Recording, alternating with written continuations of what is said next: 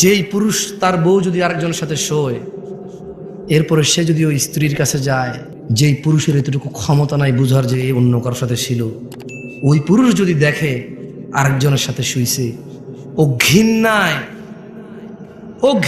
লজ্জায়, রাগে, ক্ষোভে, দুঃখে ওকে পুরো পৃথিবীর বিনিময় দিলেও বলবো যে বউ আমি রাখবো না ভাই। যার ভিতরে ন্যূনতম লজ্জাবোধ আছে, গায়রাত আছে, গায়রাত মানে বুঝেন আত্মমর্যাদা, কি মর্যাদা, সে রাখবে না। তো বলবো যে ভাই এত কিছু জানি না, আমি জুলুমের শিকার হয়ে গেছি, ওর মোহর কত 20 লাখ, এ ভাই একটা কিডনি খুল লইয়া যায়, এরা সরা, দেখলে আমার মেজাজ গরম হয়।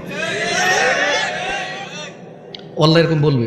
যার ভিতরে ন্যূনতম আত্মমর্যাদা আছে সে বলবে যে 20 লাখ তো নাই, কিডনি একটা নিয়ে যা, 2 কিডনি লাগে না, 1 কিডনি বাঁচা যায়, ওরে নিয়ে বাঁচা যাবে না ভাই। কিডনি ছাড়া বাঁচা যাবে, গ্যারান্টি আছে, ওর সাথে বাঁচবো না। ও আমাকে ধোকা দিছে, ও আমার বংশ মর্যাদা নষ্ট করছে।